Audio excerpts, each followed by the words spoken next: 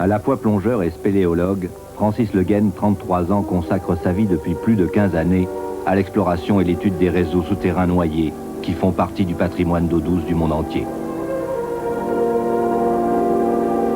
Auteur de près de 1000 plongées en siphon et de nombreuses premières, Francis Le Guesne est considéré comme l'un des leaders mondiaux de cette discipline à haut risque, carrefour du sport, de l'aventure, de l'exploration et de la science.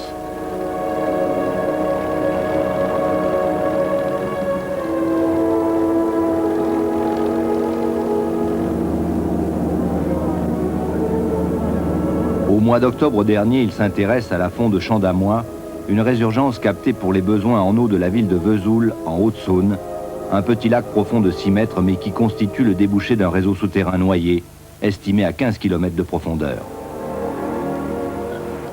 Pressentant une plongée profonde, le spéléonaute prépare un matériel adéquat et des mélanges respiratoires à base d'hélium qui atténuent l'ivresse des profondeurs bien connues de tous les plongeurs.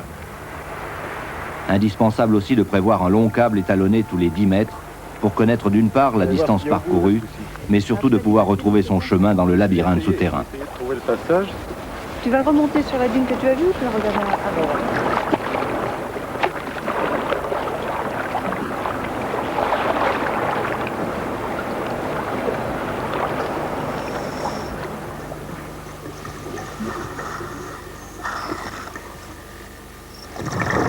Sous l'eau, la visibilité est inférieure à 2 mètres et les torches pourtant puissantes parviennent tout juste à percer la turbidité du lac.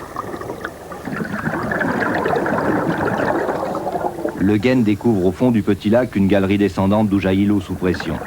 Le passage est très étroit et la progression particulièrement difficile entre la voûte et le plancher débouli. Déroulant son fil d'Ariane, Francis Le Guesne explore le tunnel sur 300 mètres jusqu'à une profondeur de moins 56 mètres. Sur le point de faire demi-tour, à la limite de son autonomie, le plongeur repère dans le lit d'argile de la rivière un bien curieux galet qui se révélera être une dent de mammouth de plus de 2 kilos.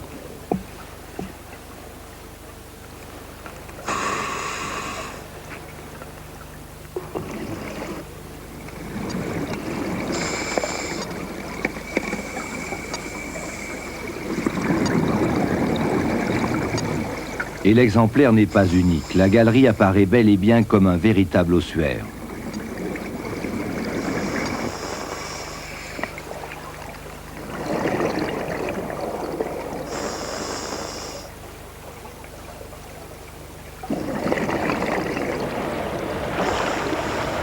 Deux mois plus tard, Francis Le Guesne est à nouveau au bord du petit lac de Champ d'Amois.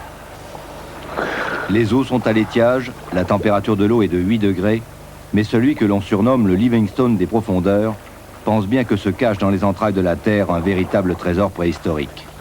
Et l'excellent état de conservation des pièces remontées lors de la première plongée, estimée entre 15 000 et 50 000 ans, encourage à poursuivre les recherches.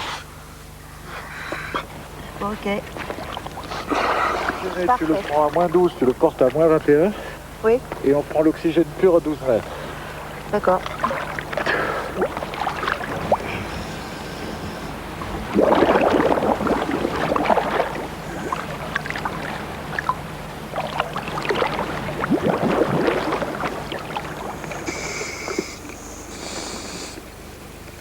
Le câble qui n'a pas bougé permet d'atteindre rapidement l'ossuaire fossile.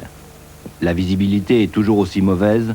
Le moindre battement des palmes des plongeurs soulève un nuage de fines particules d'argile qui mettront des heures à retomber sur le sol de la galerie.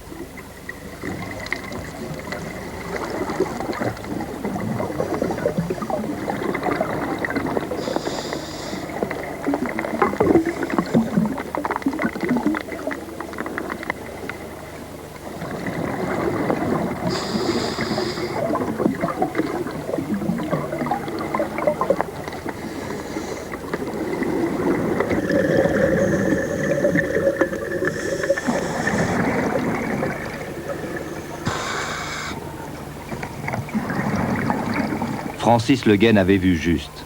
Sur le fond de cette galerie inondée, le butin paléontologique mis à jour est impressionnant. 3 défenses en ivoire, 2 autres seront encore découvertes à proximité, mais aussi une dizaine de dents de mammouth, des crânes et des dents d'ours, des restes de rhinocéros laineux et une corne dont l'origine est encore indéterminée, mais qui pourrait bien provenir d'un auroch. Pour l'instant, le mystère de la présence de ces vestiges du passé au fond de cette galerie noyée reste entier, mais il confirme, si besoin était, que les mammouths vivaient bien en Franche-Comté à l'époque.